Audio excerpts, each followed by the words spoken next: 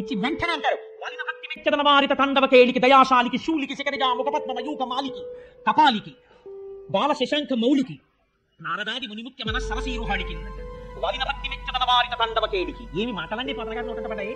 పోతన గారు పలికింది వెనక రామచంద్రమూర్తి పలికిస్తున్నారు ఆయనతో. వాలిన భక్తి ఏంటంటే ప్రపంచంలో మీరు ఎక్కడైనా నిలబడిన భక్తి, వాలిన భక్తి, ఒంగున్న భక్తి, కూర్చున్న భక్తి ఇలా విన్నారా? సాత్విక భక్తి, రాజస భక్తి, తామసిక భక్తి ఇలా ఉంటాయి. అంతేగాని వాలిన భక్తి, నించున్న భక్తి, పడుకున్న భక్తి ఇలా ఉండదు. మరి పోతన గారు అంతటి వారు వాలిన భక్తి అన్న మాట ఎలా చేశారు?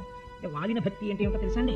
నాకు యోగ్యత లేదు, నేను నీకు నమస్కరించగలిగిన వాడను కాను, నీ స్వరూపము నాకు అర్థం కాదు, కానీ ఏమీ చేత కాని వాడనైనటువంటి నేను చేసిన నమస్కారమును స్వీకరించి వీడు నన్ను అర్థము చేసుకోలేడు అన్న నా యొక్క అశక్తతని నా యొక్క అర్హతగా చూపించి నాకు కరుణతో నీ స్వరూపాన్ని నాకు నువ్వు తిరిగి చెప్పి నన్ను నీ అంత వాడిని చేసి నీలో కలుపుకోవడం నీ ఔదార్యం. నా అశక్తి ఉంటే తప్ప నీ శక్తి ప్రకటితమవుదు. అందుకని శరణాగతి ఏం చేస్తుంది? నీ దౌర్బల్యము చేత ఈశ్వరుడు శక్తిని ఆవిష్కరింపజేస్తుంది. లేనినాడు ఈశ్వరుడు యొక్క కరుణ ఆవిష్కరింపబడడానికి అవకాశం ఎక్కడుంది? శరణాగతి లేకపోతే. శరణాగతిలో భక్తుడి యొక్క వినయం ప్రకటితమవుతుంది, భగవంతుడి యొక్క దయ ప్రకటితమవుతుంది. ఇప్పుడు శరణాగతి చేస్తున్నారు ఎవరికి? తాను ఏ పరమేశ్వరుని నమ్మారో శంకరుడికి నమస్కరిస్తున్నారు. ఎక్కడ చూపించారండి వేదం పోతన గారు? పలకలా కృష్ణ కథ. వాలిన భక్తి అంటే ఏమిటో తెలుసా అండి? మనం సాష్టాంగ నమస్కారం చేస్తాం ఈశ్వరుడికి పూజ అంతా అయిపోయిన తర్వాత.